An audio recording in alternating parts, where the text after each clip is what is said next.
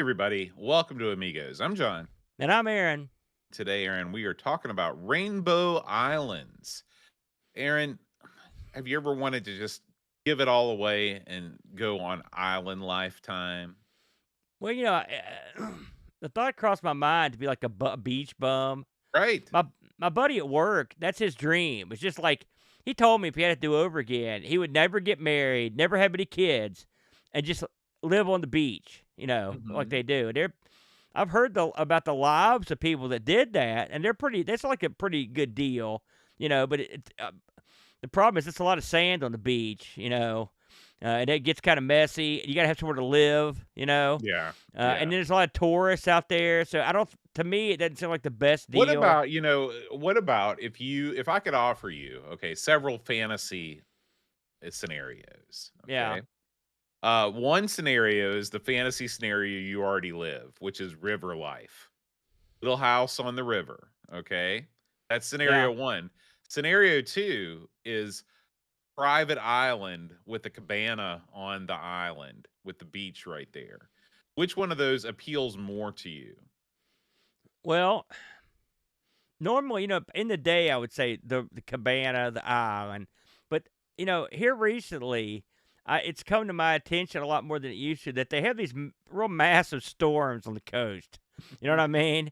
And I Yeah, mean hurricane, devastating storms of absolute typhoon. doom. Yep. I was at the Nags Head one time when a hurricane was coming through, and so we had to evacuate the island, and that sucked. I mean, it was a huge traffic jam that lasted for like 7 8 hours trying to get back to the Mhm, mainland. mhm. I was thinking to myself, yeah, what's the point of this? This sucks. I stayed at another beach, and the house I stayed at that beach got wiped out by a hurricane. So Hopefully I not would while you were there. probably, well, I mean, I was long gone, but still, it's just if you think about it, and the thing is, when I got to the beach, we got a good deal on the house because a hurricane had previously ripped half the island apart. So Mm, there you go. You know me, bargain hunter. But that's right. so I'll probably stick with the river boat if I'm honest for that reason. Yeah, What yeah, about I you? mean, you make good points. You make good points. Uh, I I think I'm gonna have to go still though with the cabana life. I feel like if I'm rich enough to afford a private island with a cabana on there, I'm rich enough to rebuild when the hurricane wipes it out. I the problem with the beach though is that you're dealing with the heat all the time. And I do like the four seasons, so Yeah. that might pull me back to the river house a little bit. Because at least here in West by God, we can celebrate all four seasons. Of course, Um, you got the breeze coming off the water. I mean, you that's do, nice. you Yeah. do, you do. I'll be able to fill you in more because we're going to be spending a lot of time on the islands and on the beach when we go back to Thailand this summer. So Is there a lot of? I mean, is there a lot of? I never thought about the beaches in Thailand. I mean, to be honest with you, what's it like? How do they differ from just like going to like Virginia Beach, for example? Uh, I think it depends because, well, actually I can tell you this. There is the red light district at Virginia Beach pretty small. If you go to your average touristy Thai spot, you're going to have a certain element in life. Now, I don't want to give people the impression that that's what Thailand is all about because one, it's not, and two, I don't want to anger my wife because nothing pisses her off more than people saying, "Oh, Thailand, haha, lady boy prostitute," it's sort of like talking to you from West Virginia and being like, "Ha ha, you're all meth heads," except that's true in our case. Di- So, didn't you but have a previous life where you ran roughshod through the red light district repeatedly? listen, what I did in my unmarried wild past is behind me, is behind me. But the biggest difference I think is when you're at the beach in Thailand, you really feel like you're in a different country. When you're at Virginia Beach or you're at Myrtle Beach or whatever, you pretty much feel like you're in West Virginia, except you're at the beach. In fact, most of the people there are also from West Virginia. Do they like? So what's different about the being on the beach? Like, if I walk onto a beach in Thailand, I know what it looks Mhm. like at Virginia Beach, just a bunch of fat guys, thin guys, chicks in bikinis walking around. What am I seeing in Thailand that's different? Um, yeah, I think that well, again, it depends on where you are. Like if you go to Phi Phi Beach, which is near in the south of Thailand. Bad You've got name on that one. you look out there, and what do you see? You see James Bond Island. You see that thing sticking out of the The big ground. rock. Yeah. Yeah, yeah. So I mean, like, if you go there, you see that kind of stuff. Sometimes you go, like, we went to a beach one time, we saw a bunch of sea turtles, but I guess you can see that here too. I, I don't know that you can. I mean, the beach is the beach. It's the sand. Do It's the people water. behave differently? Are they like over here? They're maybe playing volleyball, or I mean, are the people over there doing different stuff? Are they eating different stuff on the beach, stuff like Yeah, that? I mean, I think that you're going to see a lot more seafood being consumed on the beach. A lot more dried squid. That's a big beach food over there. Mm-hmm. Um, I think that Tasty. you know, it's like going to a different country everywhere. In most ways, it's the same, but it's the differences. It's the little differences, as our Ha- friend Samuel L. Jackson once said in a famous film. Have you been to beaches in other countries? Like I know you Yeah. lived in Japan So, and in like, Korea, and in Korea, the beach that I went to there was definitely special. Jongja Beach nearby Busan is a pebble beach, and it's instead of sand, it's all like fist-sized, shiny black pebbles. how's that to walk on? Not great. I mean, you wouldn't want to take off your shoes and walk on it. Do It's they not get really a hot? beach. It's well, I'm sure I was there when it was in the fall. Oh, I see. In the summer it might get hot. But that was an experience because you're not used to seeing that next to the water, and it just goes on and on forever and ever. That was my first experience with the dry squid curtain too. People just hang up curtains of dried squid, just line them up row on row, and then sell them. Um, I never went to a beach in Japan. When I was in France, I went to the south of France, Nice. nearby Perpignan, and saw and went to Hmm. the beach there. That beach was interesting because there were people there wearing a lot less clothing than they wear, say, at Virginia Beach. It's a different sort Yeah. of thing. It's more European, as they Yeah. say. Okay. Yeah, that makes sense. Being France and all, Yeah, you know. yeah, Now, yeah. So, what do you think it'd be like if West Virginia had a coast? You ever think well, about what that would be? we do have that beach down by the practice field at the high school. But I mean, if West Virginia was actually, if we bordered the ocean, can you imagine what that would be like? You'd have, there'd be a couple wrecked cars on the beach. You know, Hmm. it might get, there may be a still on the beach. I mean, I hate to play into it, but it's true. If that's what you're gonna do down there, you know, I could see it. It'd be a whole different sort of beach, I would wager, than you're gonna get in Well, you know, Thailand. I don't know if you remember the all-time classic Oscar-winning film Deep Impact that was Yeah, released in the late 90s, but I believe that when the asteroid made the titular Deep Impact, it literally brought the coast to West Virginia. yeah. The ocean came in that far, so hey, maybe we'll get lucky and in a few years we'll have our own beach right here in West Virginia. But until that time, Aaron, let's talk about Rainbow Islands.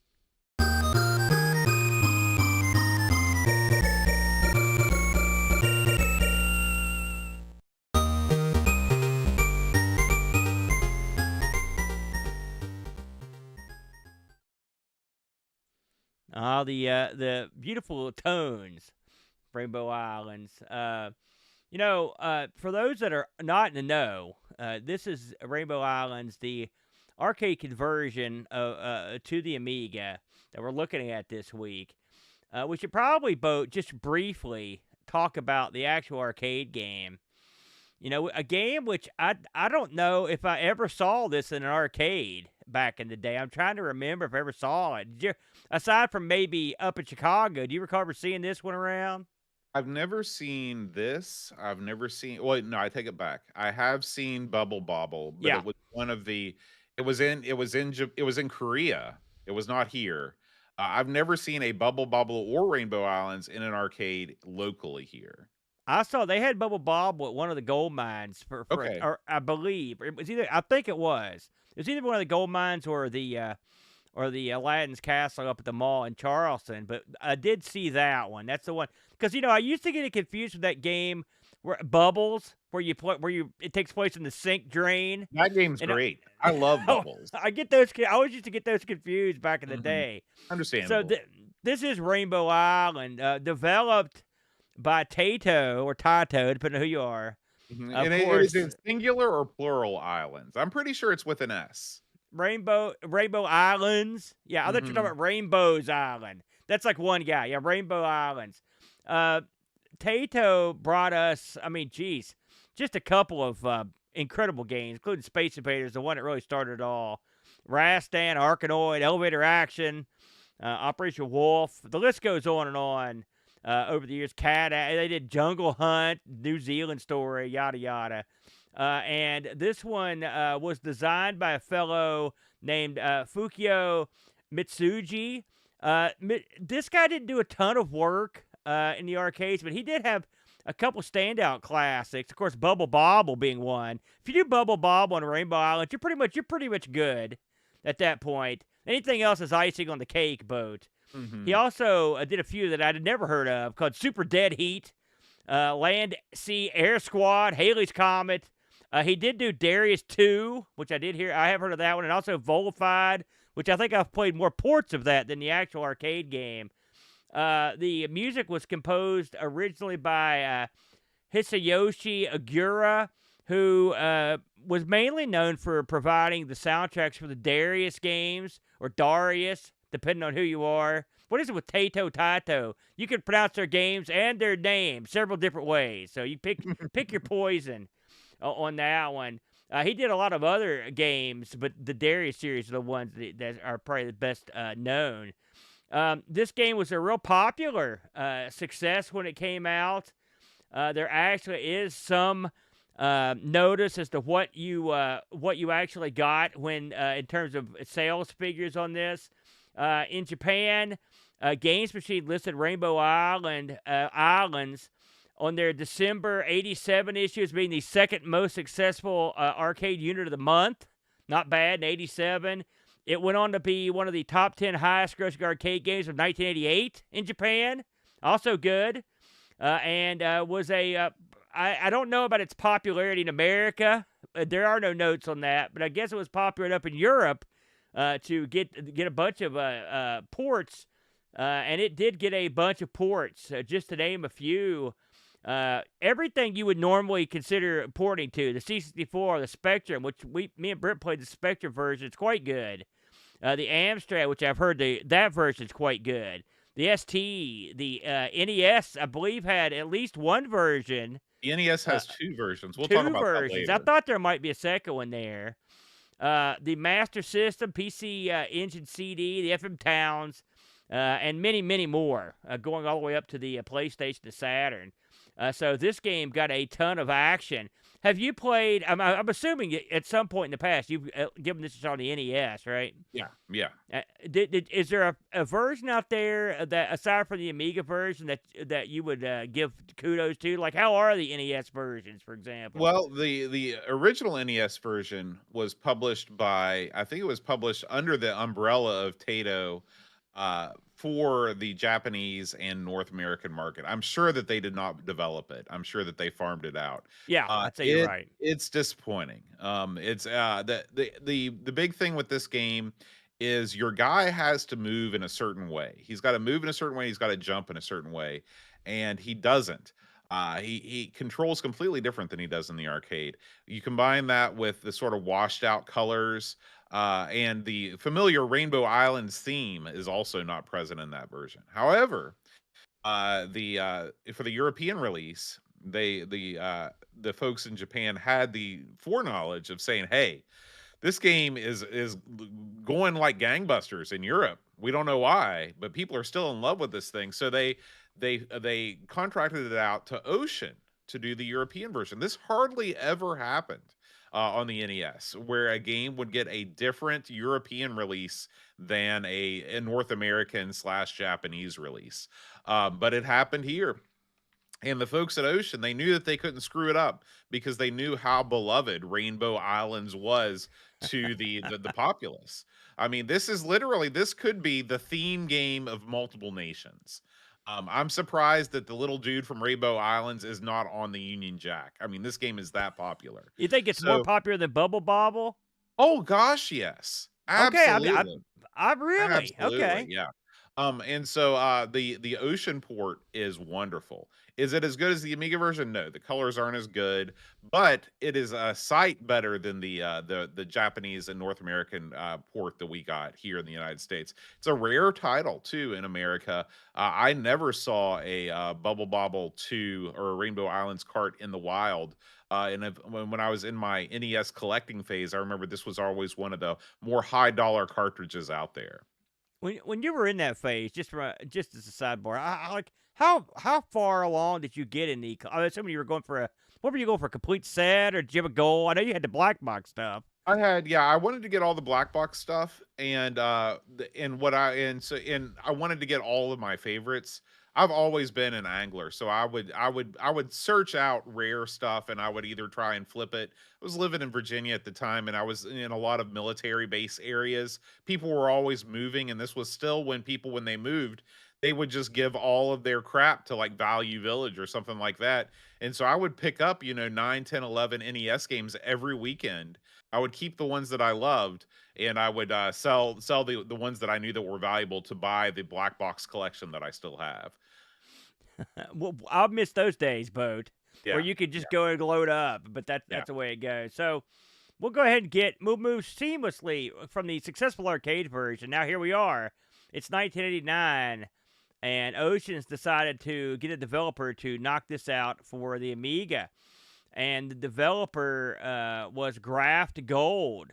There was some, as I recall, there was some dispute before this got released because one of the original publisher got bought out. I remember Graftgold had to sit on this for a while, and there was some word that wondered if it was ever going to be released at all. But eventually, it did get a release, and it was Graftgold doing the deed. Now, Graftgold, geez, this is a well-traveled developer for us, Boat.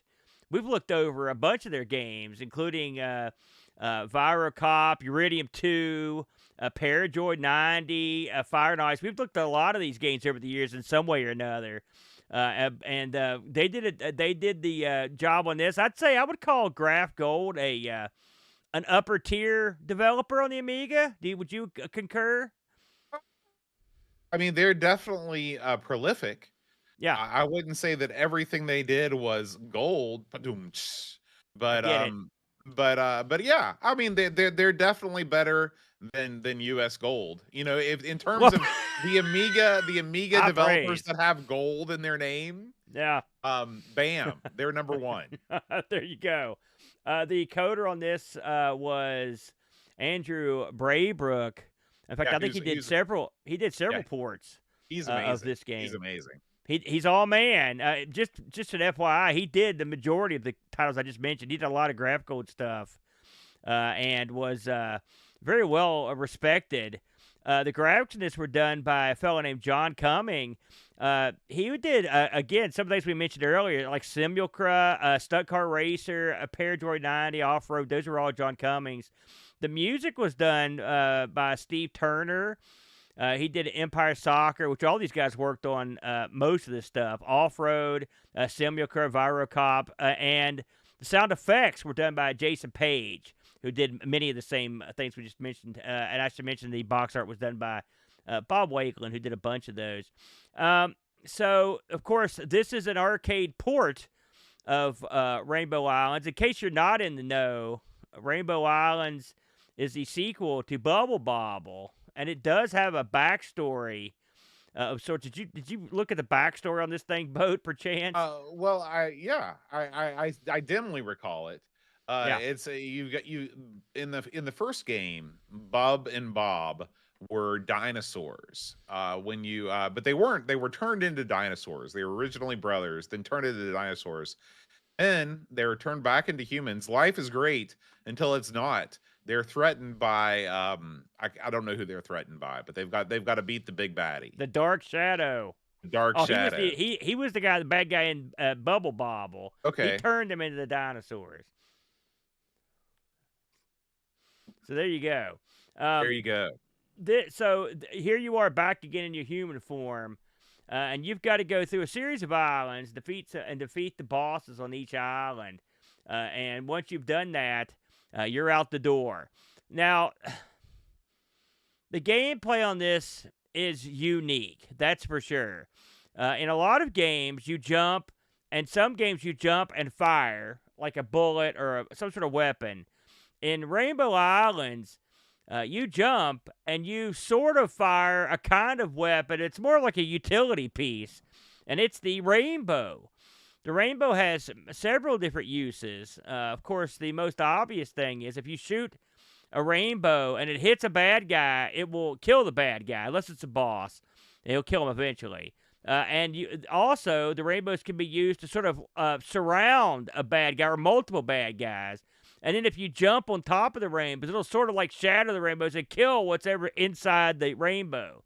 You use the rainbows to move your character up the map, because this is a vertically scrolling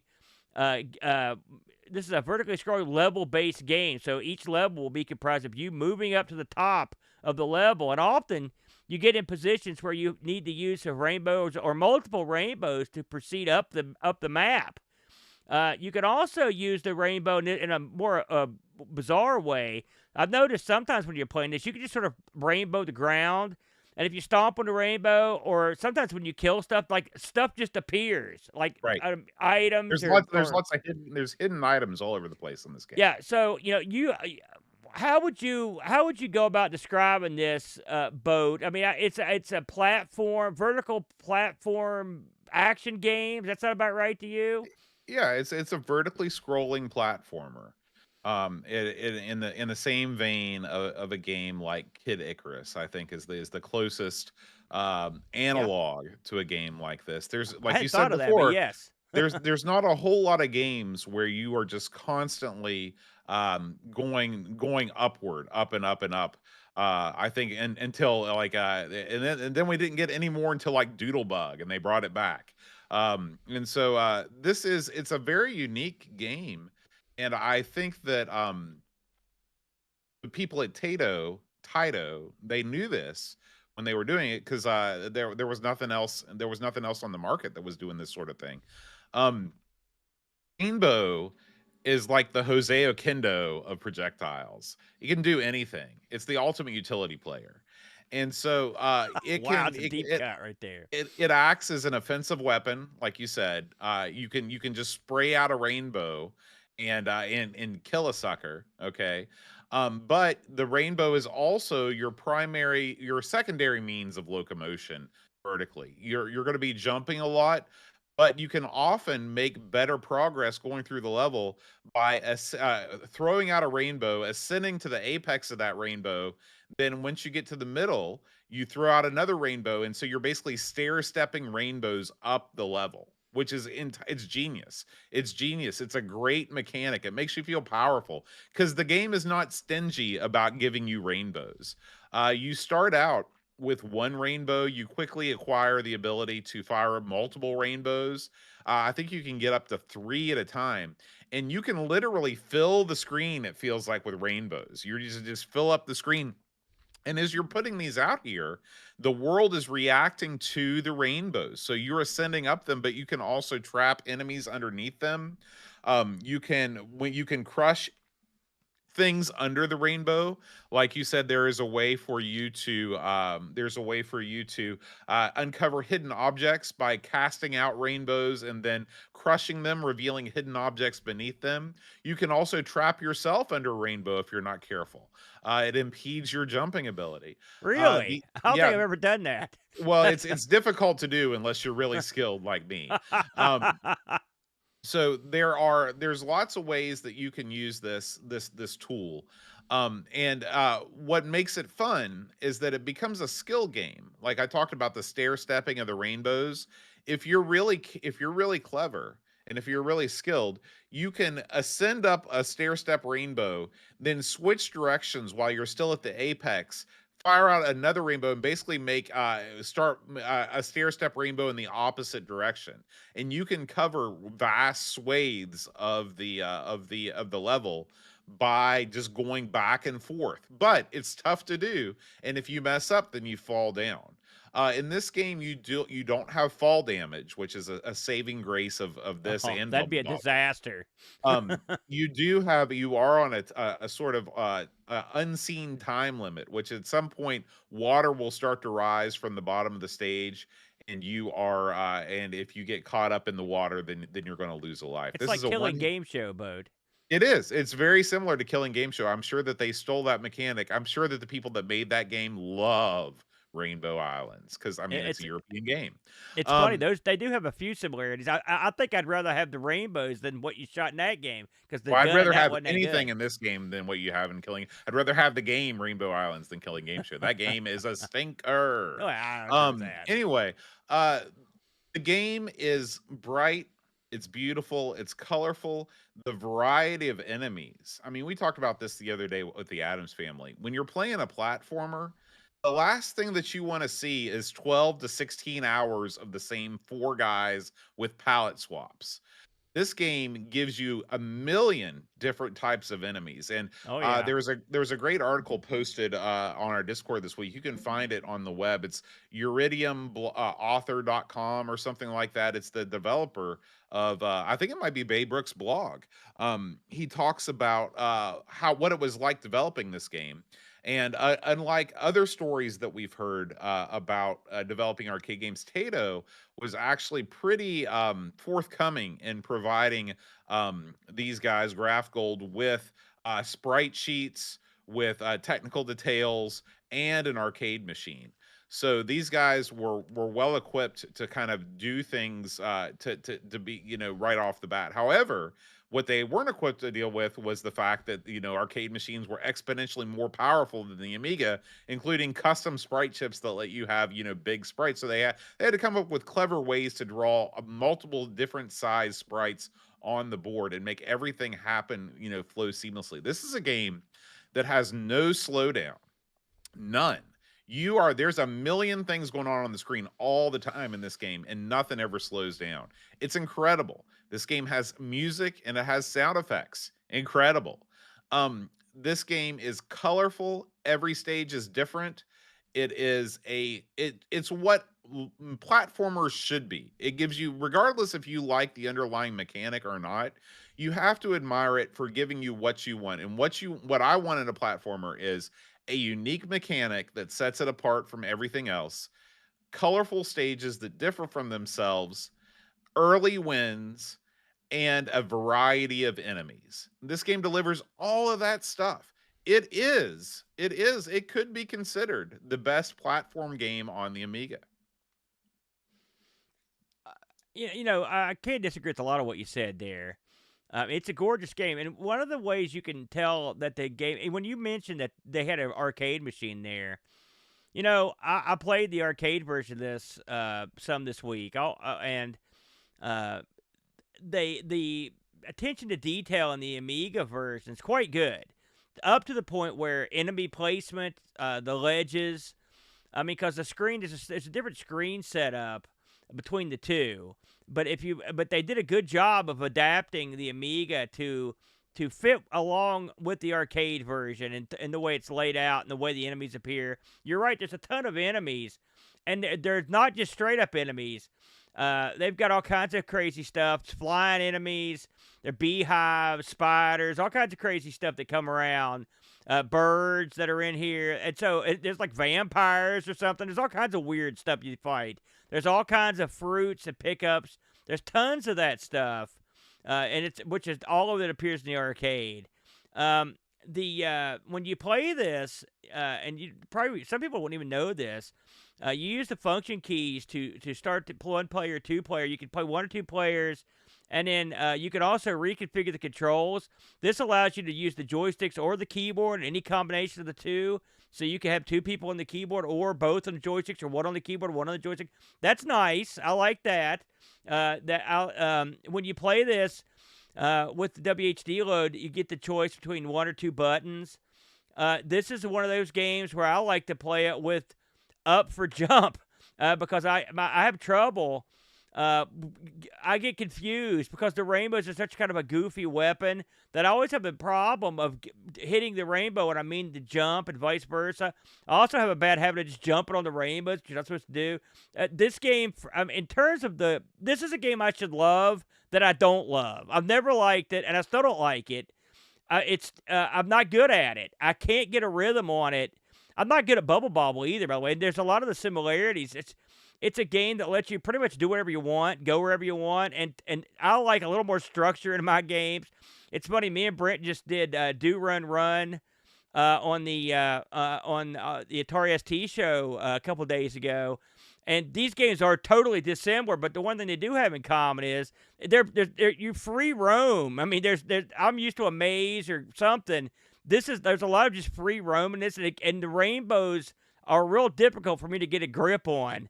But I've noticed that if I use up for jump and then button for the rainbow, I do better with that control scheme. I should probably try it with all the keyboard. Maybe I do even better, Bo, if I just completely use the keyboard. I'm with you on this. Even though the arcade original is a two button setup, rainbow button, jump button, I find that using up for jump helps me a lot because, like you said, the rainbow is also used for locomotion, and so I'm the same way. This game reminds me, talking about, Miss Do Run Run, which everybody should go out and listen to the Atari ST show right now for a great breakdown on my favorite arcade game of all time. This is a lot like that in that there are multiple ways to play. There are multiple ways to achieve a good score. This game is, you might think that the game is just all about getting to the top of the level, but much like Donkey Kong, much like a lot of these classic arcade games, the game is the fun is not getting to the end of the level. The fun is seeing how much you can max out your score on each individual level and using and developing all kinds of different strategies. And there are 1.5 million ways to point press in this game, because you get different amounts of points depending on how you use the rainbows. Like if you use a rainbow to kill an enemy straight up, it's a different amount of points that when you cover it up with an enemy, make it mad, and then kill it. So you got to use the rainbows to uncover all the hidden objects, and at the same time you're racing against that timer, you're racing against that water coming up. I love point pressing games. I love games where the object is to gain a high score, but there are multiple ways to gain a high score. That's why I love Do Run Run. And this, if you like that sort of game and you've never given Rainbow Islands a shot, give it a shot. But be warned, you do have to spend a lot of time figuring out how to use the rainbow effectively and how to really, because it's so unique. It's so much different than anything else in video games. There's no other mechanic like the rainbow mechanic in video games, as far as I know. Wouldn't you say? I don't know of anything that is exactly like this. There are some games where you carry like a ladder or something, but it's again, it's a whole different thing. It's funny you should talk about the point pressing. And there are some games like Zookeeper. I really enjoy that. I generally don't do it because I'm not good enough. And it's funny. I bet you point press the heck out of Do Run Run. I know you. Oh yeah, And I absolutely. play this exactly the same way as I play that in a panic rush. Because in that game, all I tried to do was kill everything as quick as I could. In this game, I try to get to the top as quick as humanly possible because I'm not confident enough in my abilities to actually try to kill anything. And I'm always in a panic because I found this game quite difficult. I've never successfully beaten the second world in this. Once again, much like every other time I've tried this, I managed to get through the first one, but I've never gotten past the second one. We should mention, by the way, that yes, this does have multiple islands that you go through. That's where the game gets its name, and each island is themed, which is nice. We should also mention that as you go through the game, you can also pick up special items. It's funny because I've seen items that I've picked up stuff in this that I don't know what they do, and they're not in the book. And the book for this is not that good. The manual, it's just sort of that like you'll figure it out type thing. Hmm. But you get stuff like I know one thing gives you more rainbows. One thing gives you the ability to shoot rainbows faster. One thing gives you the ability to like be faster. So I know those are power ups you can get. I don't know how when you get a power up like that. I mean, do you always try to even? Can you even look for those, or are they just so random that you can't count them? Like, how? What's your Yeah, philosophy on that? I think that that is, you know, if we're starting to talk about kind of the shortcomings of this game, the of the well, you talk about the shortcomings of the arcade game first. Yeah, It's very very similar to Parasol Stars, which is another Taito game, which I was thinking where that too. there is just so much going on the screen at all times. It is so frantic. You're constantly picking up stuff. I think in Rainbow Islands, I think there's something like 50 or 60 unique items that you can pick up. Everything from fruit to the crown jewels to you know, almost anything you can think of. It's like an early form of emoji is present here in Rainbow Islands. And so you when you pick up things, you know, you can see how many rainbows you can fire out when you are at the bottom of the screen, but beyond that, I'm sure there's other stuff going on there. And again, this is a game that really rewards careful play, but it's a game that does not necessarily encourage careful play because it's so frantic. Yeah. Um, you know, we mentioned that this has the 7 islands you can go through. Now, one of the differences, the arcade has 2 hidden islands that aren't available in this version. That I do know. And this game also has a characteristic shared with the arcade, which is the diamonds, the diamond aspect. Now, there are multiple diamonds you'll pick up along the way. And as far as I know, Bo, please feel free to correct me here. I think those have something to do with which of the endings you'll get in the game. Maybe and probably I think points as that's right. well. I think if you collect all of the diamonds, you get the super secret special ending. Yeah, I think it's got at least 2 endings, and it could have more. Again, this I'm not good enough to come anywhere near getting anywhere near an ending in this game. And just for my own edification, Boat, because you've played this for years. Like how well into the game have you? What's your when you go as far as you can go? How well into you get on this Well, thing? this is my main problem with the Amiga version. This is a nearly perfect arcade port. I have nothing bad to say about the sound, about the visuals, about the speed, about the controls, but they left out the most important thing that would have made this the best arcade port on the system. Yeah, In the arcade game, when you die, if you put in a new coin, it resets your score and you can start where you left off. In the Amiga version, when you hit game over, it's game over. You go back to the beginning. Okay. And that's not the way this game was meant to be played. This game was meant to be played by letting you see as much of the game as you want for free or for putting in money. And then as you get better and better at the game, going back, raising your score, seeing the end of the game only becomes important when it comes to collecting those diamonds. And that's the way they should have done the Amiga game. They should have let you go through the whole game with infinite continues, just resetting your score each time because you're not going to be able to get a high score if you start at the higher levels. You're just not going to get the points. When I play this, I believe I got to the helicopter boss, which I think is the boss of level 2. And that's as far as I could get. And but I don't even know if that's true. I might have been playing with infinite lives and I might just have not been able to beat the helicopter boss. I can't remember. Um they've got some this pretty cool looking bosses in this, and the I mean, having watched the footage of it, they're not all cut and dry. I mean, but they don't seem like they're the ones I saw. They don't seem like they're super difficult, but they're different. well It's got the I mean, cutesy sort of Taito yeah. mythology when it comes to this sort of thing. I mean, It we've played these games. most of the bosses are scaled up versions of normal enemies. And they're very cute and you beat them all the same way, but it's a nice way to end a stage. You know, this is Yeah, again, we're talking pretty early on 1987 the arcades.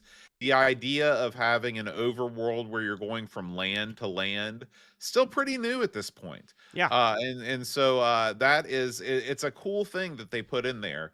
And you know, the bosses are not going to win any awards for originality in terms of the mechanics you have to use to defeat them, but it's a nice way to cap off a level, give you a feeling of accomplishment before you move on to the next thing. Yeah. Just for if anyone is interested, I looked this up to see how it was faring in the reviews of the day. The Lemon people gave this just over an 8, which is a pretty good score. The magazines of the day were pretty keen on this, but I'll be honest with you, it didn't get the mega scores that I thought it would, if I'm honest. The scores on this range from anywhere from a 95 in Amiga format down to a 70 in AUI. That surprised me. That's a pretty low score for this game.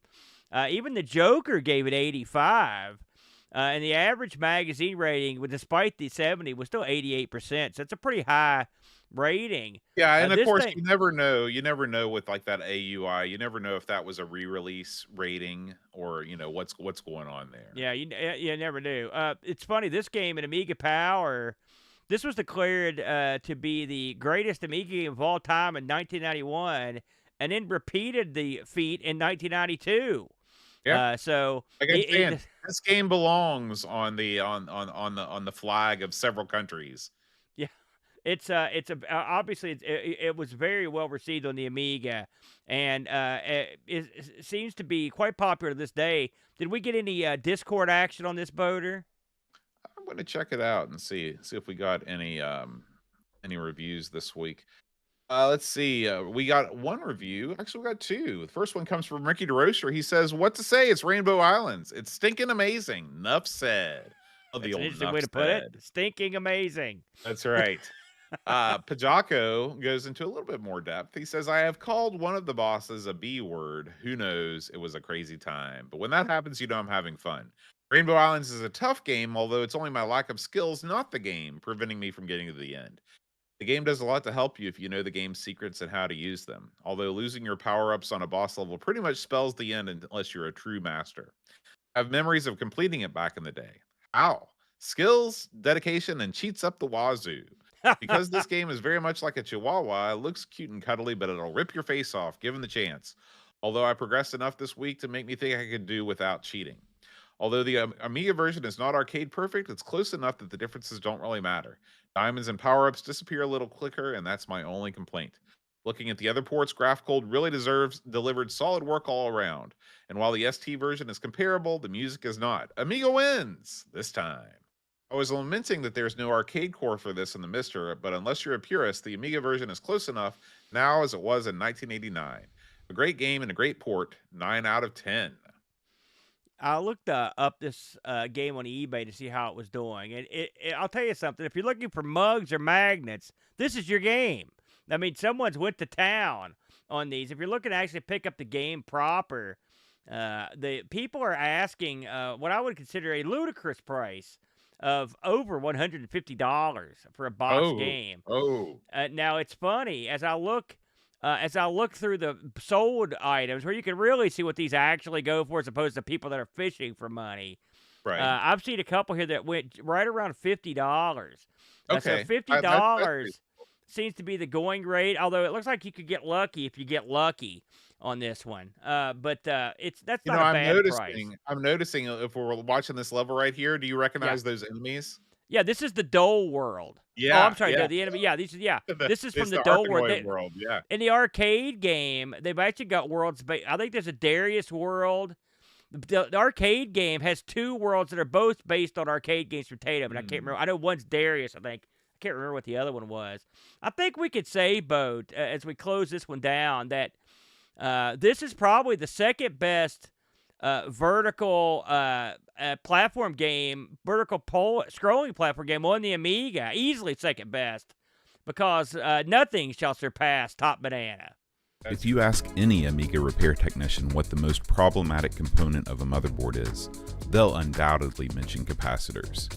The electrolytic capacitors that shipped with the Amiga are 30 years old or older at this point, and each one is a ticking time bomb waiting to explode battery acid all over your motherboard, sometimes damaging it irrevocably. Don't wait. Replace your capacitors now. Full capacitor kits for every Amiga model are available now at RetroRewind.ca. Don't want to attempt the repair yourself? Use their white glove recap service and leave the intricate removal and soldering process to the professionals using industry standard equipment. Use the promo code Amigos10 at checkout and save 10% off your cap kit or service. Remember, make RetroRewind.ca your first stop for all your Commodore computer needs. Amiga News.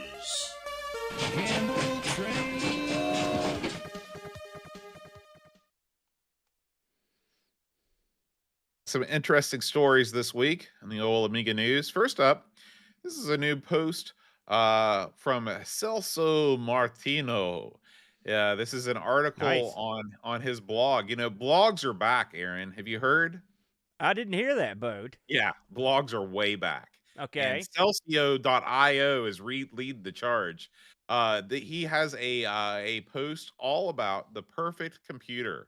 And it's a story about restoring and upgrading a Commodore Amiga 1000, which, as we all know, was the first Amiga.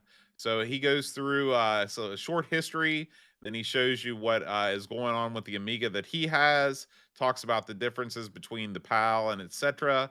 And he's got he's talking about the Rejuvenator too. And so, Uh-oh. unfortunately, the Rejuvenator is compatible only with NTSC Amigas. Old Oh. Celso is in Portugal, so he's out of luck. Anyway, if you're into going old school with the blogosphere and want to read along with his restoration adventures, check out the link. It's in the Amiga News subreddit. You know, I'm an idiot, as you may have heard, famously. I wonder how hard or if possible it is to make an NTSC Amiga 1000 into a PAL Amiga 1000. I You know it's can't. not possible. There's no physical way you could do it. If there was, then they wouldn't have. I mean, it would have been done already. Like it's because of the crystal. I've read The the crystal. frequency, yeah. Yeah, I yeah. didn't know. And so, but the Rejuvenator basically I think it adds another crystal, and so you're literally just like switching between the two. I see. So that's how it does it. That's what I was wondering about. Look at that guy. Good Lord. So that looks pretty good. How'd you find that, Bode? This was shared with us on our Discord server. Oh, very So good. thank you to I can't remember who it was, but thank you, Discord member. We love when you share things. It helps us a lot. Yes. Next up, Aaron, our buddy Doug from Tenet and Amiga Retrocast has a brand new video. You know, Doug has been he's been involved with lots of different things lately. A big thing he's been involved with is moving all of his thousands of computers into storage. He spends most of the first half hour of this video talking about how he's moved all of his non-Amigas and except with the exception of a C64 into storage. But then he's right into it. He's right into using his Amiga as a daily driver. Now, you may ask yourself, what do the words daily driver mean? Because whatever is coming to your mind right now is not what Doug means by a daily driver, because he spends most of the video talking about he can't get his Amiga to load actual web pages. Several Amiga sites, Amiga specific sites can load, but he really has trouble getting stuff going. But then he talks about YouTube, and YouTube is a thing that the Amiga can do, Aaron, and it's all thanks to transcoding. All you have to do is have a separate PC to transcode your video on the internet through the network and then feed that transcoded video to your Amiga, and you can watch a YouTube video in glorious thumbnail quality, Aaron. Am I selling you on the idea of using your Amiga as a daily driver? Well, you're giving it the business, and we covered that YouTube software a while back. I believe that Edmund Helen even demonstrated this to us one time, if I'm not mistaken, the YouTube thing. But yes, that's exactly what it is. I mean, it's a neat thing. It's sort of, I mean, it is what it is. But what got me excited in this video was the second half, where he talks about, and we covered this, but I didn't realize how well it worked. He talks about this gimmick he's picked up that allows him to surf the web through like an intermediary computer that will load up the places he goes, makes you take a snapshot of them with hyperlinks and stuff, and the hyperlinked text intact. So when he clicks on stuff, it loads. This thing is snapshotting and loading stuff, but it's actually fairly seamless. I was surprised how seamless it was. It's a very neat gimmick. I mean, Yeah. it's sort of I would like to see this same sort of thing for other computers. We have the networking ability now with the FujiNet on the Atari 8-bits, and I would love to see something. Maybe this could be something that AI would be good at too. Not only take a snapshot, but essentially make a text version like the old Lynx browser, and do that dynamically as you surf the web. So you can surf the web in near real time and just have all of the responses being translated into text by this intermediary computer. Yes, that'd be great. What he's done here, though, so this is a service you can use, but the problem is, for example, like Doug said, one of his prerequisites for using this as a daily driver was access to Facebook. All right, well, you're talking about entering passwords and personal data and security. Yeah, he didn't, and he wasn't too keen on having that transfer through a intermediate machine. So it's real simple to take a PC in your home, any crappy little PC, and set it up to be the intermediary for this software. And so it's a closed loop, and you don't have to worry about someone tiptoeing through your information because it's in your house. And he sends emails. He does Facebook. Presumably, he could do Discord or anything you could do that's web based. He does, and I was quite impressed. I mean, there's two levels to look at this boat. We've talked this before. I go back to my jukebox thing. When I had the jukebox, it was huge. It was heavy. It was hard. It didn't work right. It was a pain in the butt. And one day it occurred to me that the little MP3 player I was holding in my hand could play 1,000,000 times more songs than this heavy load could play. And so there's an internal struggle between, do I use this old equipment to do stuff I shouldn't do because that's cool, or am I an idiot for wasting my time doing something this stupid? And you've got to make that decision internally. But the fact that that this gives you the choice whether you want to make that decision or not, I found quite interesting. And so I give Doug all the credit for displaying this in a way that I can understand, because this is a lot better example than just when me and you covered it. You can't quite envision what it's going to look like or how it's going to work. So I thought that was quite interesting. I think also Doug's hair is also. I can't figure out what's going on here. Did Doug not have hair and now he does? Is that what's? What about? You're confusing him with Amiga Bill. No, I'm not confusing him with Amiga Bill. I understand they both look similar, but yeah, they're different people. And just something about Doug, he looks younger. He looks more vibrant. Like what? I need to get what he's got, guy. What's going on here? I don't know. Maybe it's that Arizona sunshine. It could be, man. But good luck. It was a good video. I really enjoyed this one, Bode. I think that this is a great series. I always enjoy looking at this, not just with Amigas, but all kinds of crap, because everybody does this on everything all the time. And also, I never you're heavily featured. Hey, I also enjoy the fact that I'm heavily featured, but I never get tired of using old tech, trying to use old tech in a modern way. Give me more. Give me more. I mean, we can both agree that Doug's bonkers, though, right? I mean, that's a given. You've got to be bonkers to do the things to the Amiga that he does. That's true. That's true. Coming up next, Aaron, we have this is a somber story. He was known as the funniest living Englishman. Jonathan Nash has passed away. Former Your Sinclair and Amiga Power staffer. He has passed away last week, and looks like the tributes are coming out in force. There's a story on Time Extension that shares some of his colleagues saying some very nice things to him on Blue Sky and on X. So I'm telling you, man, I was not aware of the website Time Extension until a month or two ago. They're really breaking a lot of big stories these days, so kudos to them. But of course, our hearts go out to Mr. Nash's family and all those people that have happy memories of reading his articles in both Your Sinclair and Amiga Power. You know, I'm not familiar with Mr. Nash, but I will say this. If he is called the funniest living Englishman, that's pretty high praise. That is way up there, because there are some darn funny Englishmen, alive and dead. Yes. And so I think that's quite a tribute to this fellow. Of course, we both love Sinclair.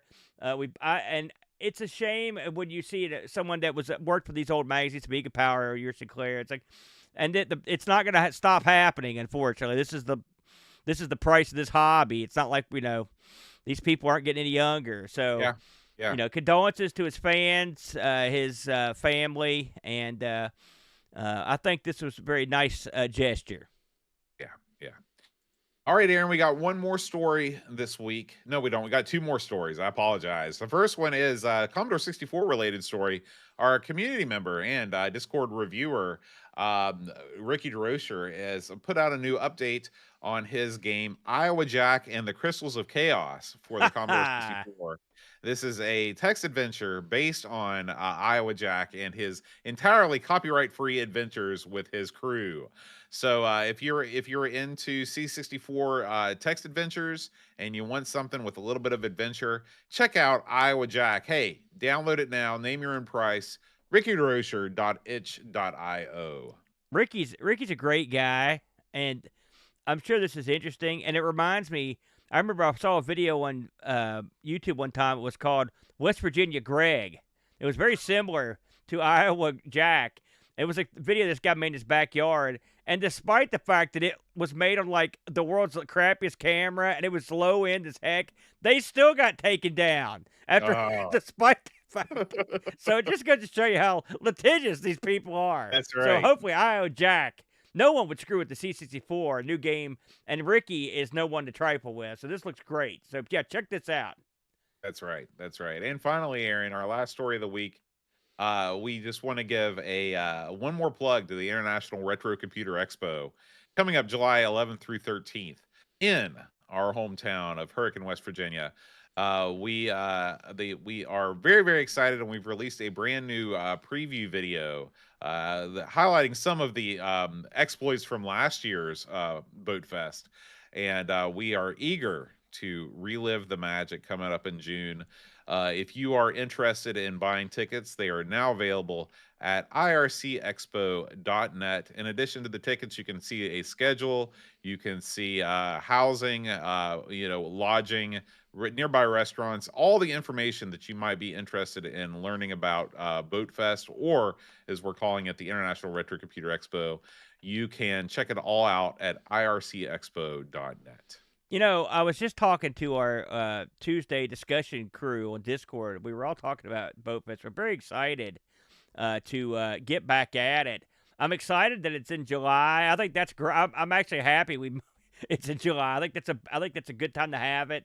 I think this is going to be the biggest year right across the board, including the auction, which I think is going to be awesome. I was just talking to Brent the other night about the auction, but we had a lot of fun last year, and I think the venue, we know the venue's solid, and I think it's going to be a big, fun time. So I hope to see everybody at Boat Fest this year. Go grab your tickets straight away so you can play more of that. There's Boat playing the Odyssey one, and look, there's me with a full beard, Boat, in case you're not watching. I used to have the full beard. That's after I cut all the beard and was beaten down by everybody. So I had to, do you think your beard looks different now than it looked at Boat Fest? It looks identical to me. No, it doesn't. Look at this picture of me right here. I had a full beard. What do you call what you have now? I don't have a full beard. Look, see the sides aren't there? Oh. Look, let's look at this video clip. Now look at that. Okay. That's a full beard, brother. Okay. I was overcompensating, Bo. And by the way, it's funny. I was just listening to an old show, and you were talking about your decision to grow a full beard. Right. And you were talking about how it was going to be awesome, and people had to accept you. Because this is what I was transitioning from being no beard, and then you were growing a full beard. Whatever happened to the full beard? I looked like a homeless man. That never stopped me. It wasn't a look that I enjoyed or wanted to cultivate. So it was the end. It was my decision. Eep didn't pressure me into cutting it off. I just looked at myself and I said, nope. It was like when I looked at the reverse mohawk and I decided it was time to go. Understand. Fair enough. That's going to do it for this week's Amiga News, Aaron. What are we playing next week? Let's find out, Boater. Whoa, Jinkster? Jinkster. That's right. This is I believe this is a text adventure game from Rainbird Software, very highly regarded. It's been a while since we've done a text adventure, so I'll be looking forward to digging into that. You're kidding me. It's just a text adventure? Yeah. Holy smokes. As far as I know, we've only done one ever. And no, we've done at least 2. We did the Cthulhu one. That's the only one I remember. The Cthulhu one? Yeah. That was a point and click. No. It was a text that had some pictures. Okay, well, I know that we also did we did a horror one time. It was called like Blood something. And I believe that we also did one more that I have no recollection of the Cthulhu one. I think the Cthulhu one was one someone sent us, I believe, and we played it. Shadows of something, I believe, was called the name of it. Okay. I'll look it up later. So, man, I didn't know. That'll be crazy. It's been a while since I did text games. That'll be interesting. Sounds good to me, Boater. Yeah. So thanks as always for listening. If you want to support the show, patreon.com/Amigos podcast. You get access to our Discord. You get bonus content in the form of uncut pre-show and post-show banter about nonsense. Lots of times the microphones don't work right. It's awesome. Yeah, that's it for this week. We will see you next time. And until then, adios. Amigos is made possible by contributions from listeners like you. Patreon supporters help choose the games we play, receive exclusive magnets, and get access to the Amigos Retro Gaming Discord server. Visit patreon.com/Amigos podcast if you'd like to support the show and join our community.